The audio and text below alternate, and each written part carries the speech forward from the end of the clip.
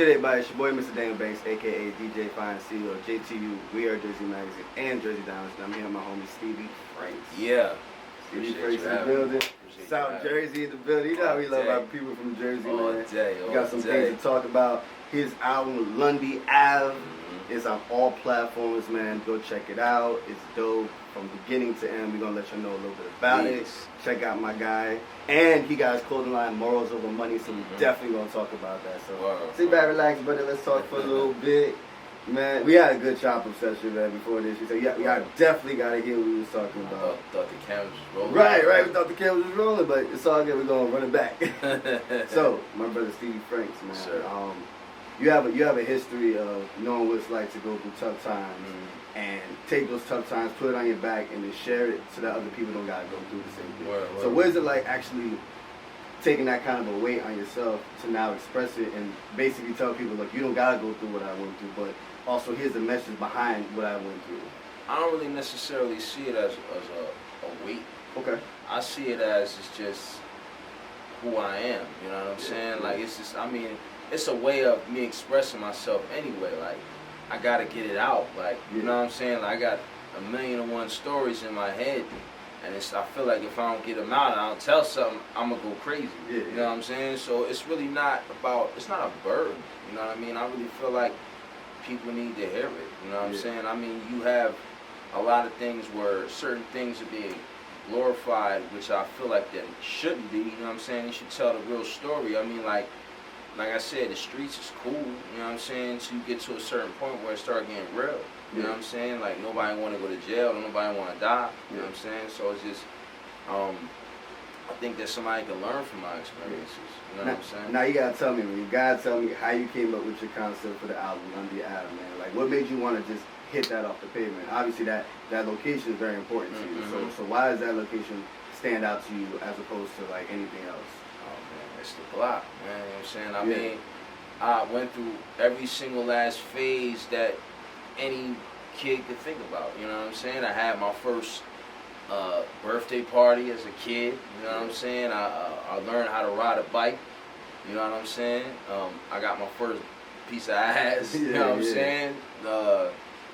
I learned, that was where I perfected my basketball skills, you know what I'm saying? That's where I first learned music. You know, I knew music before that, but this is where it first actually really became a part of me. You know what I'm saying? Where I first sold my first sack. You know what I'm saying? Where I smoked my first L. You know what I'm saying? So everything is just, it was just a big part of my life. You know what I'm saying? The stories go on and on. Somebody even forgot. People had to remind me because it was just, it was like, I wish it was just a camera, like every day, like it was a movie, like, you know what I'm saying, every single day it was like, it was something always going on. And it's crazy because from the outside looking in, you probably wouldn't thought it wasn't nothing. You know what I'm saying? That's how crazy it was. But it just, everything that is dear to me. Plus, I think my past projects, people don't really know, you know what I mean, about actually where I'm from, the trials and tribulations I went through, what I like, what I don't like, you know what I'm saying? I mean, I would give like little snippets here and there, like I did this and I did that, my mother said this, my father did that, you know what I'm saying? You would hear it, but this is the time you hear like almost everything. You know and what made you actually become vulnerable like that? Because that's important, like that you said it, like my previous projects were like, you know, it's almost like I wanted you guys to hear what you wanted to hear so that you guys would, you know, you would bang with me, you know what I'm saying? But now it's like, now I'm being vulnerable. I'm letting you know like a part of me. And you're seeing that people are relating to like every piece of story that you're telling them. Like, so what has that been like for you to become vulnerable like that? Has it been like more of a comfortable state, or like has it been like uncomfortable but comfortable at the same time? I mean, you know, I just think, I realize in life everything is about timing. You know what I'm saying? Like, so it's just, it was just the right time. You know, I felt like I just, you know, sometimes you don't really know how to put it out there, or how to translate it, or how to resonate it with people. You know what I'm saying? So it was just one of those things where, you know, mentally it was just, that's where I was at, and wherever my mind is at, that's where my pen going to go. You know what I'm saying? So it just, and then that's just one of the things where I was just like, all right. I was linking down with another producer. He like, yo, bro, I want to do a whole project with you. And I was like, all right, bet. So then I was thinking about, all right, what am I going to do with this project? Like, what am I going to speak on that I haven't spoken already? I'm like, well, people really don't know me all that well. You know what I'm saying? They know certain things, but they really don't know the depth. Yeah. And so, somewhat of my experiences, where I'm from, where I grew up, how I grew up, my morals, my standards, my lessons, my negatives, my positives, they don't really know that. So I'm like, you know what? I'm going to make this project special. I'm going to make this really about me. You know what I'm saying? So if anybody is first time hearing me, it's like, yo, I know who he is because he told me. You know what I'm saying? Like, yo, you know, like I said, I was sending song lessons. Mama taught me I was special. You know what I'm saying?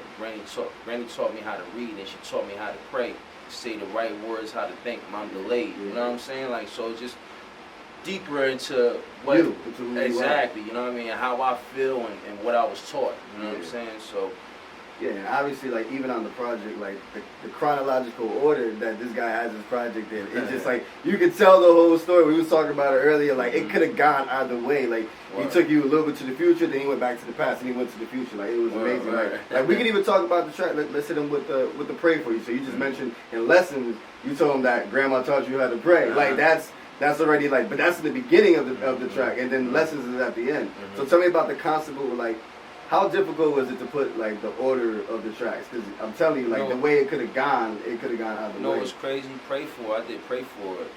That was one of the first records I did. I did that, like, almost 2 years ago. Wow. And I was sitting, just in the archives, sitting on that record, yeah. And I just, you know, me and my man was sitting there, because we done a lot of songs with each other, like, cause we was in the studio together for like 2 years. You know what I'm saying? I did another project previously. It was called The Bigger Picture. It was almost like a rewrite to Big L's The Big Picture, but I flipped it and I did it in my own way. You know what I'm saying? And when the processes of doing that, we just had a lot of joints hanging around, and we linked with other producers, like, in the process of making the joint, and we made it. And it was like one day he was listening to it, he said, yo, this joint hard.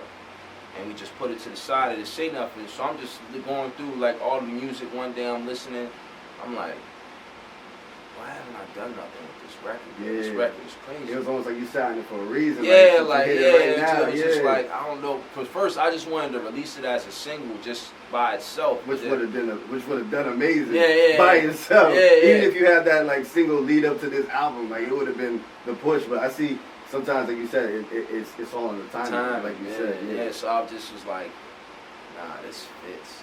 This fits. So, and then the challenge of, okay, where does it fit at? You know what I'm saying? Because the majority of the album is a story. So it's like, all right, where can I put this at? I'm like, you know what? I was thinking one day is kind of like the introduction of how I felt where I wanted to be at in one day. Right? So one day I wanted to be here, one I wanted to be there. It's like, all right, did I actually really make that transition to that success? So I'm like, all right, progression and moving forward is what I pray for. So I'm like, that's it. You gotta go right after the record, so I gotta let them know what I'm praying for next. You know what I'm and it's actually dope that in the track he talks about stack more, pray more, basically, and just continue to build. You know what I'm saying? And it's basically talking about whatever you're praying for coming into fruition. That's dope. That like you put that right there, like I said, because that's what Grandma taught you, right? So obviously now you're putting it into play. And what's actually dope is, like you said, like going through a lot of things that you've gone through in the past. Now you're talking about giving people the hope and the reality, like if you can do it, somebody else can do it. So reach your highest potential. You know what I'm saying? And that it's not over just because of your past. You know what I'm saying? So with that said, I want to go into Crime Side. You was talking about that. Crime Side is fire. I gotta see it. I gotta hear it. Crime Side is fire. So in there, you talked about your story, what happened when you got incarcerated, right? And then the story of being in the streets, and then what you were seeing every day on Lundy Ave.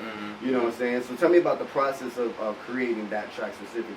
Because even with the skit, like you were talking about, you know, everything that was going on, that you would be talking about on the block. So give me a little bit of that. Well, it's crazy because, like I said, everything happens for a reason and time. And the skit was a snippet of an episode, because I used to have a series called Black in the Booth.